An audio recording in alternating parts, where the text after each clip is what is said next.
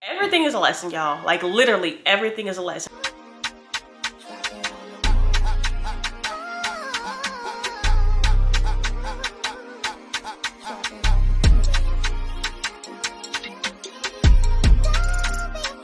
Hey y'all, welcome or welcome back to my channel. I am getting ready to head off to work, but I thought we could sit down and have a quick little chit chat first. So for all my new babes here, I am a mom of 5 whole children, and I also homeschool those kids, and I work a full-time job. So something that has come up a lot, especially now that we have a lot of new people joining our family here on YouTube, I'm getting a ton of questions about our homeschooling and me working, and I've been wanting to do a video like this for a while, so I'm gonna talk to you guys today about how I homeschool and how I also work full-time. Y'all excuse that little noise, that's my tripod. I'm just grabbing my phone. I just put my phone up next to my camera just because I wrote down a couple of like key points I want to hit and talk about. And if there's something I don't hit on or mention, feel free to reach out to me and I'm more than happy to answer your questions. So first of all, why did we choose to homeschool our children? And that was a very easy decision to come to, actually. My kids were in a school district that they were doing really good in. It was a very good school district. And then we moved back to Colorado, and unfortunately the school system just was not up to the standards that the previous one was. So they would be in class a lot and they would be just kind of in the back doing nothing, and the teacher would be like using my kids to basically tutor other kids. Like, what? So they just weren't being challenged. They weren't being their full potential wasn't coming out because they had already knew all the things that they were being taught in the class. And so I decided it would be better just to pull them and go ahead and teach them myself. So our homeschool year is over. It ended in May, but we would homeschool for 4 or 5 days a week. It just depends on the week. Some days we would have Friday off, and some weeks we would do homeschool on Friday, and we had our set routines for each day. So like, for example, math Mondays, free Fridays, things like that. We just kept it very I won't say structured, because I also had like a loose kind of approach to our homeschool, but like they knew for sure like on Mondays we were doing math, if you get what I'm saying. Because I work, obviously I'm not here to do all the homeschool stuff here, but my husband steps in, and then we also have my mom and my husband's mom. Between us, those 4 are the only ones who really touch the homeschool stuff. We really don't too much get our mothers involved, unless it's like a field trip or something like that. But those are the only people who we have designated with the state for our homeschool. In Colorado, when we submitted our, what do you call it? Notice of intent, they asked us who will be teaching. And so I put down us 4. Let me walk you through our homeschool day. I get up around probably 7:15 in the morning. I'm up around 5, but like actually up and moving. About 7:15, I'll get breakfast started. While I'm getting breakfast started for the kids, they know they're doing their devotionals, and sometimes they'll do their daily reading, which is 30 minutes a day, to go ahead and knock that out the park. On our TV, through the Roku app, I put up like a photo stream, and each day it tells them like what we're doing. So it'll have the date, what we're doing, and what supplies they might need if they need to go grab anything that I don't already have out. That way they're already prepared. So once breakfast is served, that they know what we're getting into. My older kids are very self-sufficient. So once I give them their lesson, they're just kind of off on their own. They'll come back as needed if they have a question. But I get them started with their school, and then my husband is coming home from work around that time, and he takes over and I leave. So I don't usually finish a school day unless it's one of my days off from work. I usually will get started, and our school days are usually from 4 to 6 hours. It just kind of depends.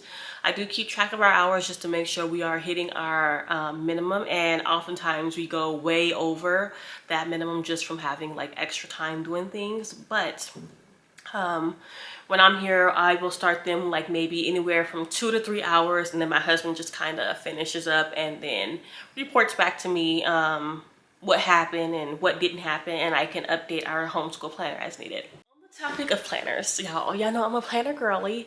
I literally, I'm getting ready to sit down today and do my July spread as well.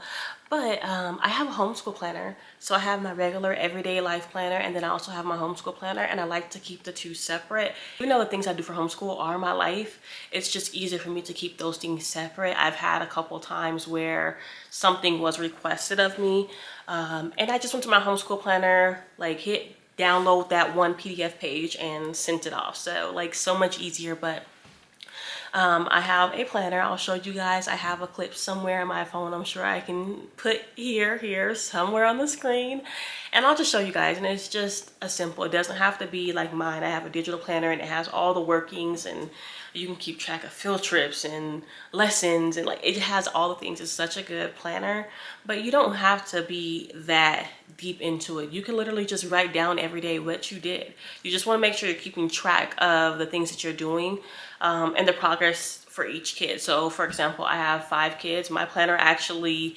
has 4 slots for kids. So all my other kids, Jakari, Connor, Jalise, and Jersey, and Kaiza doesn't actually have to have any records or anything like that until he's 6. I do still keep track of him, but those just go into a notes in my iPhone.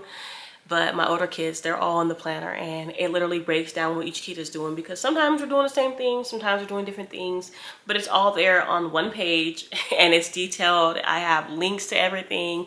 I have pictures of books. Like it's so fun. It's super cute.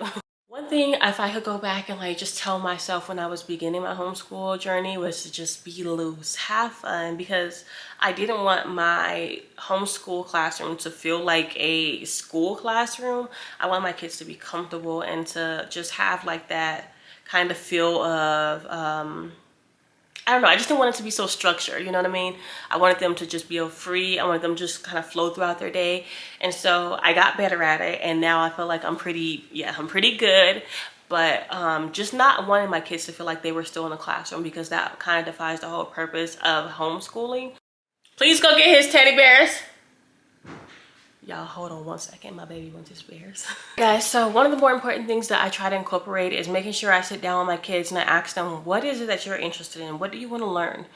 And so we kind of do like a year in review. We talk about what worked the previous year, what didn't work, what things they want to change, subjects they want to incorporate. And then I sit down and I plan out the next 6 months. I do my planning every 6 months, and then I tweak things as needed, because sometimes I'll get into something and realize, hey, this is not working, so let's just start over and try again. But for me, in order to make sure that my kids were interested and to make sure that they were wanting to learn, I would incorporate things. For example, Jalise was like, hey mom, I really want to learn about more butterfly. I want to learn more about butterflies.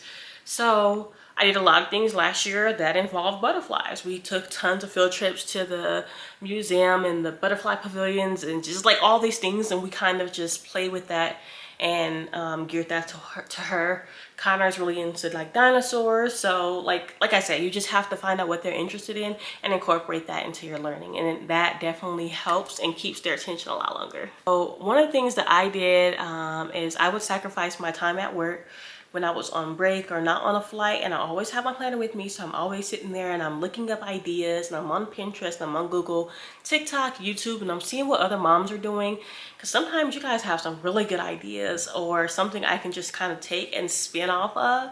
And so that's super fun, because there's a huge homeschool community out there. You just have to find it. But it was just like I would just use my time at work, and I would jot down ideas, update my planner for lessons that the kids had started, and that was just a personal sacrifice I made for myself. Did I have to do it then? No, I could probably do it at home when I was schooling the kids and they were off, but I just choose to do it at work.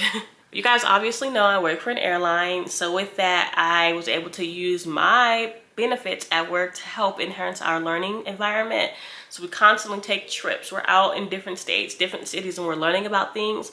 And I would actually use those opportunities to have my kids plan the trip. So I would give them a budget. I would tell them the destination, and then I will let them figure out everything. Rental car, hotel, extra activities we're gonna do, food. They would all have to work together and figure it out, which is a fun experience. Everything is a lesson, y'all. Like literally everything is a lesson. It doesn't matter what it is. I just talk to you guys about my kids planning our trips. That was a lesson. Just look at everything from the perspective of how is my kid learning from this, and then you can just kind of piggyback on that and make it into a fun thing. There's so many things that are just everyday activities that we do that actually are really beneficial for your children to learn from. That way when they're older, they kind of have that already instilled into them. You guys, you have to be okay with change. Know that sometimes what you have written down is not what's going to happen. And if you have multiple kids, their learning styles are going to be so different from each other. All 5 of my kids learn differently, and so I'm constantly having to adapt to this one and this one and that one, and what this one doesn't like, and how this one receives information. And you just have to be okay with change. It's okay. It really is. We use a couple different homeschooling resources, different ones for each kid, obviously. Some kids do better on math on this one and others at that one. And so just finding those different resources that are available. And a lot of time, honestly, I ended up making my own curriculum or building up different pieces from other resources to make like a curriculum for my kids, just so I can like gear it towards them and make sure everything was gonna be to their standard. That's about it, you guys. I don't know anything else to say to you. I really just, like I said, I make the sacrifice to get up early before I go to work and start school. And then my husband takes over, and it just works for us. We've always worked opposite work schedules, my husband and I, just so that we can care for our kids. So they've never done any like daycare or anything like that.